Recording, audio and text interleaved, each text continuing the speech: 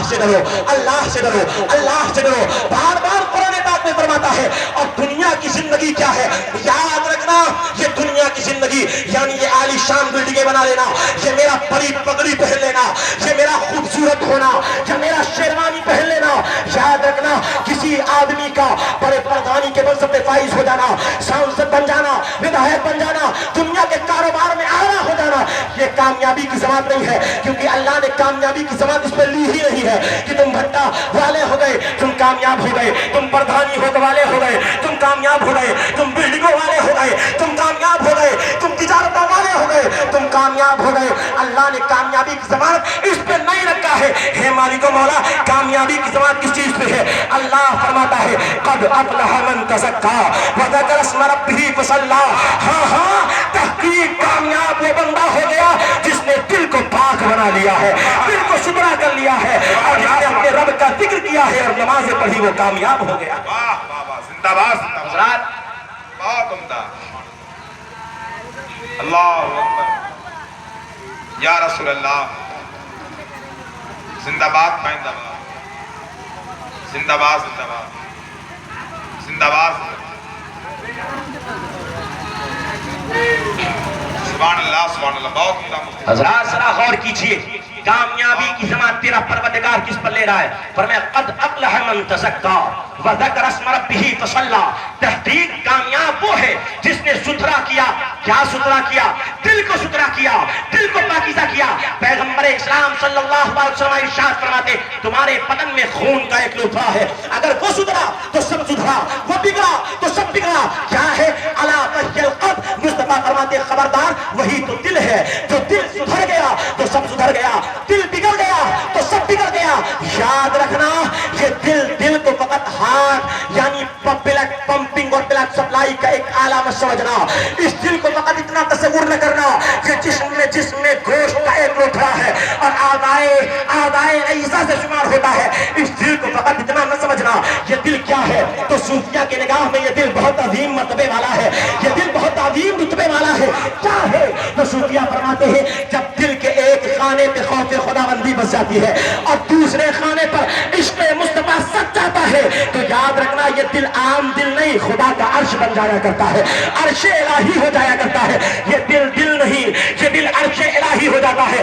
اسی عکس کے اسی راز کو مفتی اعظم کہیں یوں ارشاد فرماتے ہیں خدا ایک پر ہو تو ایک پر محمد، اگر قلب ابرار دوبارہ کروں میں متقی اعظم مفتی اعظم ارشاد فرماتے ہیں اگر مصطفیٰ رضا کے دل کے دو ٹکڑے کیے جائیں تو ایک دل پر خدا کی معرفت کے جلوے ہوں گے، ایک دل کے ٹکڑے پر مصطفیٰ صلی اللہ علیہ وسلم کی محبتوں کے جلوے دکھائی دیں گے۔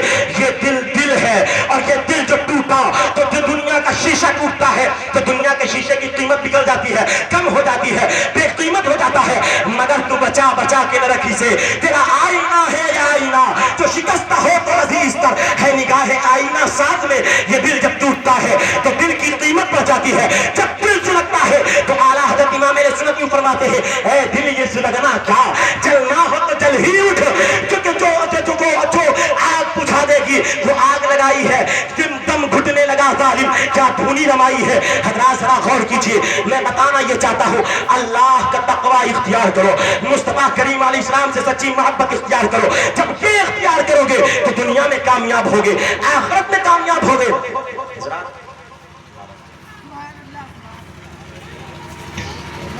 نعرہ تکبیر، آپ لوگ کھڑے ہو جائیں، استقبال کر لیں۔ نعرہ تکبیر، نعرہ رسالت، علماء اہل سنت، علماء اہل سنت، نعرہ تکبیر، نعرہ رسالت۔ حضرات آپ دیکھ رہے ہیں، آپ کی نگاہیں دیکھ رہی ہیں، منبر حضور پر نبیر مفتی ناگپارہ شہزادہ محمود ملت، مصلح قوم ملت، ناشر مسلک اعلیٰ حضرت حافظ و قاری محمد حسین رضا صاحب اللہ قادری رضوی منبر حضور پر جلوہ گر ہو چکے ہیں۔ ساتھ ہی ساتھ آپ دیکھ رہے ہیں، آپ کی نگاہیں دیکھ رہی ہیں، استاذ کریم، زینت درسگاہ، فخر القرہ، مجود عصر، ممتاز القرہ، حضرت حافظ و قاری محمد عبدالعزیز خان صاحب اللہ قادری مدد اللہ العالی و ظلمانی تشریف لا چکے ہیں۔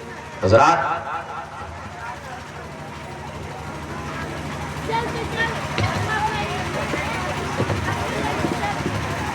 حضرات میں عرض یہ کر رہا تھا، اے سرور عالم صلی اللہ علیہ وسلم کی دینوں پڑھو درود پاک اللہم صلی وسلم وبارک علی سیدنا و مولانا محمد کما صلیت علی ابراہیم وعلی آل ابراہیم انک حمید مجید اللہم صلی علی سیدنا محمد المصطفى المرتضى المجتبى وعلی آلہ وصحبہ اولی الصدق والصفا۔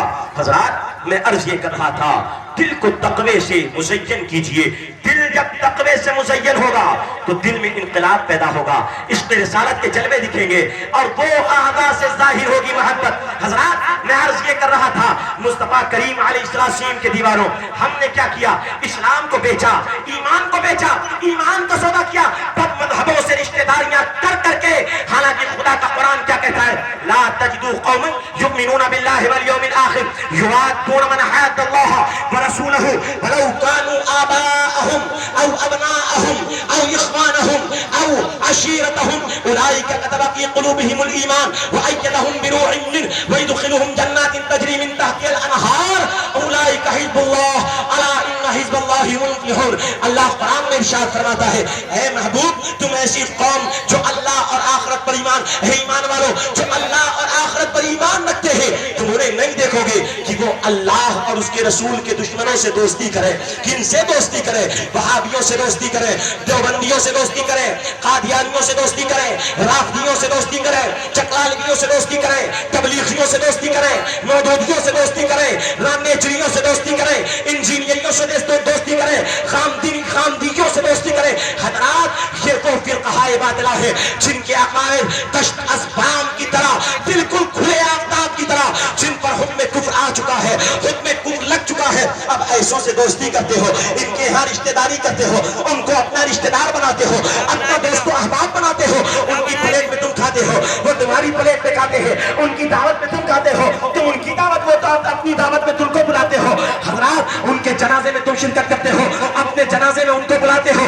حضرات یاد رکھنا یہ ایمان والوں کی نشانی نہیں ہے، کیونکہ اللہ کے حبیب علیہ السلام کے دیوانوں، خدا قرآن میں صاف ارشاد فرماتا ہے، جو ایمان والا ہوگا، اللہ رسول سے محبت کرنے والا ہوگا، وہ اللہ رسول کے دشمنوں کو دوستی نہیں کرے گا، اور جو اللہ کے رسول اور اللہ کے دشمنوں سے دشمنی کرے گا، انعام کیا ملے گا؟ تو خدا کا قرآن کہتا ہے انعام یہ ملے گا، اولئک کتب فی قلوبہم الایمان، اللہ رسول کے دشمنوں سے دشمنی کرنے والوں کے دلوں میں اللہ ایمان کو نقش فرما دے گا، ان کے دلوں میں ایمان بیٹھ جائے گا۔ مطلب کیا نکلا؟ مطلب یہ نکلا، اعلیٰ حضرت امام اہل سنت فرماتے تمہید ایمان میں، فرماتے سنو اس آیت کریمہ سے نتیجہ یہ نکلا، اللہ رسول کے دشمنوں سے دشمنی کرنے والے کی شان یہ ہوگی کہ موت کے وقت اللہ اسے کلمہ نصیب فرمائے گا، اس میں حسن خاتمہ کی بشارت جلیلہ ہے۔ اعلیٰ حضرت فرماتے ہیں اس میں حسن خاتمہ کی بشارت جلیلہ ہے۔ اور دوسرا فائدہ کیا ملے گا؟ تو دوسرا فائدہ یہ ملے گا، سنو اللہ کے حبیب علیہ السلام کے دیوانوں، خدا قرآن میں کہتا ہے یدخلہم جنات وایدہم بروح منہ، جو اللہ رسول کے دشمنوں سے دشمنی کرے گا اس کے اوپر اللہ فرشتوں کے سردار سیدنا جبریل امین کی تائید عطا فرمائے گا، حضرت جبریل کے ذریعے ان کی مدد فرمائے گا، حضرت جبرائیل کے ذریعے ان کی مدد فرمائے گا۔ تیسرا انعام اللہ یہ فرماتا ہے ایسی جنتوں میں داخل فرمائے گا جو جن کے نیچے نہریں روا ہے، اور پھر فرمایا اولئک حزب اللہ الا ان حزب اللہ هم المفلحون، جو اللہ رسول کے دشمنوں سے دشمنی کریں گے یہ وہ لوگ ہیں جو اللہ کی جماعت ہے، اللہ کی جماعت ہی کامیاب ہونے والی ہے۔ اور فرمایا رضی اللہ عنہم ورضوا عنہ، ارے اللہ ان سے راضی ہو جائے گا، یہ اللہ سے راضی ہو جائیں گے۔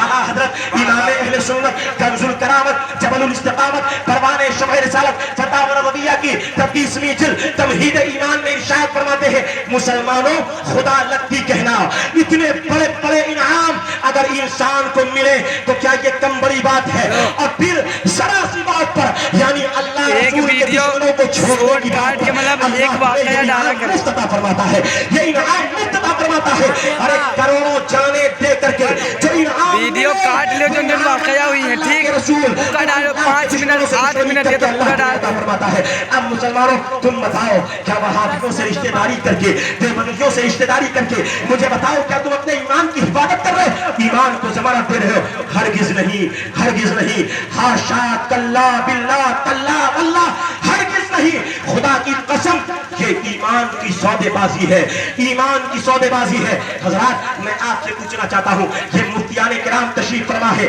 یہاں اتنے بڑے ادارے کے پرنسپل الجامعۃ الاشرفیہ کے تشریف فرما ہے شیخ الحدیث تشریف فرما ہے علماء کی جماعت تشریف فرما ہے آج یہ کبھی ان سے پوچھئے کہ کیا وہابی سے رشتہ ہوتا ہے دیوبندی سے نکاح ہوتا ہے قادیانی سے نکاح ہوتا ہے رافضی سے نکاح ہوتا ہے تو یہ کیا فرمائیں گے سنو وہابی دیوبندی قادیانی رافضی سے نکاح حرام ہے حرام ہے حرام ہے نکاح باطل ہے باطل ہے باطل ہے فاسد ہے فاسد ہے فاسد ہے کافر ہے کافر ہے کافر ہے اور نکاح کرنے والا جہنم میں جانے کا حقدار لائق قدم قہار و جبار مستحق عذاب نار اور نسل حرام کا دروازہ کھولنے والا ہے آپ کہیں گے مولانا بہت دیر سے آپ یہ بات کر رہے ہیں وہابیوں سے رشتہ داری نہ کیجیے دیوبندیوں سے رشتہ داری نہ کیجیے قادیانیوں سے رشتہ داری نہ کیجیے آپ کا کیا بگاڑا ہے کیا آپ کی زمین لوٹی ہے کیا آپ کی کھیتی لوٹی ہے کیا آپ کی میل کاٹی ہے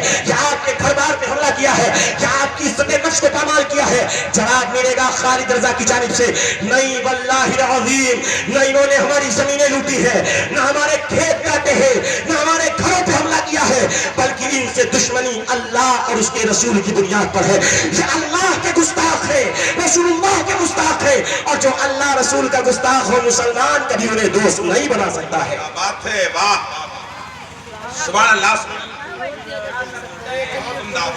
آپ کہیں گے کیا ثبوت ہے میں ایک کو ثبوت دے دوں گا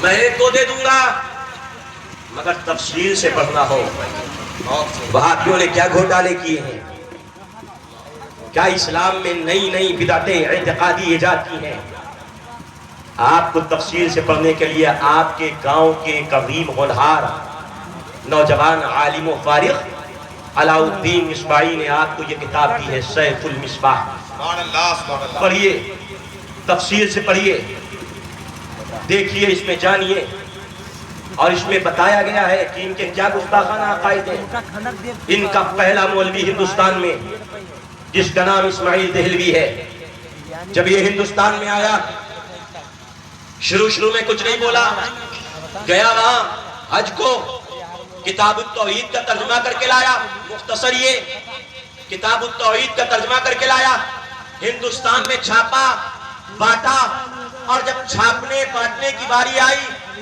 تو اپنے حواریوں کو بلا کے کہا آج ہمیں سنیوں کو کہا جاتا ہے یہ فتنہ پھیلاتے ہیں یہ اختلاف کرتے ہیں یہ لڑنے والی باتیں کرتے ہیں ہم نے کہا سنو فتنہ کس نے پھیلایا لڑنے والی باتیں کس نے کی آؤ ذرا تاریخ کے آئینے میں دیکھو ان کے مولویوں نے خود لکھا اور یہ ارواح ثلاثہ کتاب میں باضابطہ لکھا ہوا ہے چھپا ہوا ہے دیوبندی مولویوں نے خود لکھا اور لکھ کر کے چھاپ کے بتایا کہ میاں اسماعیل دہلوی نے کہا یہ کتاب تقویت الایمان ہے اس میں چھوٹی باتوں کو چھوٹے شرک کو بڑا شرک لکھ دیا گیا ہے اور بعض باتوں کو ذرا بڑے کڑوے انداز میں بیان کیا گیا ہے امید ہے جب یہ کتاب آئے گی تو بڑا جھگڑا ہوگا بڑا فساد ہوگا بڑی لڑائی ہوگی مگر لڑ بھڑ کر کے سب ایک ہو جائیں گے لڑ بھڑ کر کے سب ایک ہو جائیں گے ہم نے کل لڑنے بھڑنے کے لیے سب سے پہلی کتاب کس نے لکھا سنیوں بولو تمہیں دلیل دے رہا ہوں ہتھیار دے رہا ہوں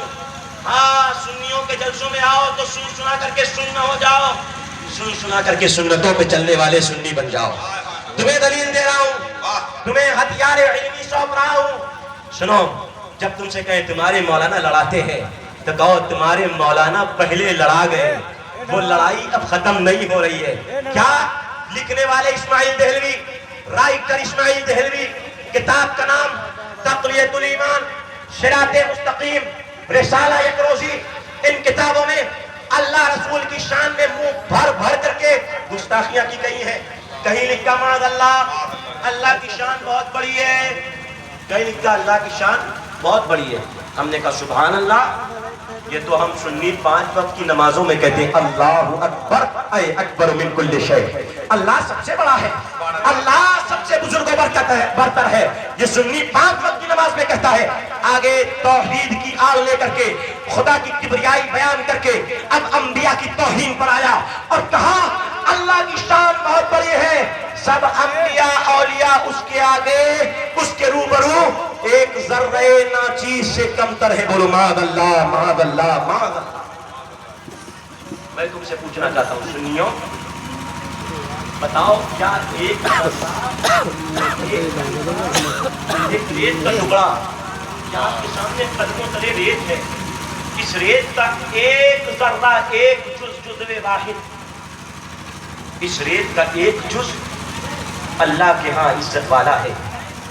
معاذ اللہ ثم معاذ اللہ ثم معاذ اللہ، نقل کفر کفر نباشت. معاذ اللہ، یہ خبیث کہنا چاہتا ہے انبیاء اولیاء کی وہ عزت بھی نہیں دربار خداوندی میں جو ایک ذرے کی ہے. معاذ اللہ، استغفر اللہ. مسلمان کس کے ساتھ دوستی کرتے ہو؟ کس کے ساتھ موالات کا ہاتھ بڑھاتے ہو؟ کن کے یہاں رشتہ داری کرتے ہو؟ جنہوں نے اللہ کی بھی قدر نہ کی. وما قدر اللہ حق قدری، اللہ کی جیسی قدر کرنی کی انہوں نے اللہ کی بھی شان ویسی بیان نہ کی. معاذ اللہ. اللہ رسول کی شان میں اب آؤ ذرا پوچھیں قرآن سے، اے قرآن تو بتا اللہ رسول کی شان کیا ہے؟ سبحان اللہ. رسول اللہ کی شان کیا ہے؟ انبیاء کا مقام کیا ہے؟ تو آؤ، قرآن کا 3 پارہ ہے، 3 پارے کی پہلی آیت ہے. پہلی آیت میں اللہ کیا فرماتا ہے؟ تِلْكَ الرُّسُلُ فَضَّلْنَا بَعْضَهُمْ عَلَىٰ بَعْضٍ مِّنْهُم مَّن كَلَّمَ اللَّهُ وَرَفَعَ بَعْضَهُمْ دَرَجَاتٍ وَآتَيْنَا عِيسَى ابْنَ مَرْيَمَ الْبَيِّنَاتِ. اللہ قرآن میں کہتا ہے یہ وہ رسول ہے جن میں ہم نے بعض رسولوں کو بعض رسول سے افضل بنایا ہے، اور بعض رسول وہ ہیں جن سے ہم نے کوہ طور پر کلام فرمایا ہے، اور بعض پیغمبر وہ ہیں جنہیں اللہ نے درجوں بلندیاں عطا فرمائی ہے، درجوں مقام عطا فرمائے ہیں. ان کے مقام کا اندازہ نہیں لگا سکتے ہو. ہم نے عیسیٰ ابن مریم کو واضح نشانیاں عطا فرمائی ہیں. ہم نے کہا ذرا دیکھو انبیاء علیہ السلام کے مقام کو خدا قرآن میں یہ کہتا ہے ہم نے رسول کو عزت دی ہے، ہم نے پیغمبر کو افضلیت دی ہے، ہم نے پیغمبروں کو فضیلتیں عطا فرمائی ہے. اور آج کا یہ ملا قرآن کے خلاف جا کر کے امت کو یہ عقیدہ دیتا ہے کہ انبیاء اولیاء معاذ اللہ ثم معاذ اللہ. ایک ذرے سے آگے نہیں کہنا چاہتا ہوں، یہ انبیاء اولیاء کے بارے میں ایسے کلمات بکتے ہیں. اور اسی مولوی نے اسماعیل دہلوی نے اسی کتاب تقویۃ الایمان میں ایک مقام پر لکھا سب مخلوق چھوٹی ہو یا بڑی اللہ کے آگے جمال سے بھی زیادہ ذلیل ہے. معاذ اللہ. بولو معاذ اللہ. ارے بولو معاذ اللہ. ایمان کی حفاظت والی باتیں ہیں. اور ہم وہ مولوی نہیں جو خالی اصلاح اعمال کر کے چل دیے اور قوم نے کہا یہ مولانا اچھا تھا، اس نے خالی اصلاح والی باتیں کی ہو، یہ خالی لڑانے والی باتیں کرتا ہے. ہاں الحمدللہ ثم الحمدللہ، تسلق پر قائم رہتے ہوئے بغیر کسی چاپلوسی کے، بغیر تملق کے رد بد مذہبہ کو ہم فرض اعظم سمجھتے ہیں. حضرات انہوں نے کہا سب مخلوق بڑی ہو یا چھوٹی اللہ کے آگے جماعت سے بھی زیادہ ذلیل. اور ایک مقام پر لکھا انبیاء اولیاء اللہ نے انہیں بڑھائی دی تو وہ بڑے بھائی ہوئے اور ہم ان سے چھوٹے بھائی ہوئے ان کے. معاذ اللہ ثم معاذ اللہ. اب بڑی مخلوق اور چھوٹی مخلوق سب کو کہا جماعت سے بھی زیادہ ذلیل ہے. معاذ اللہ.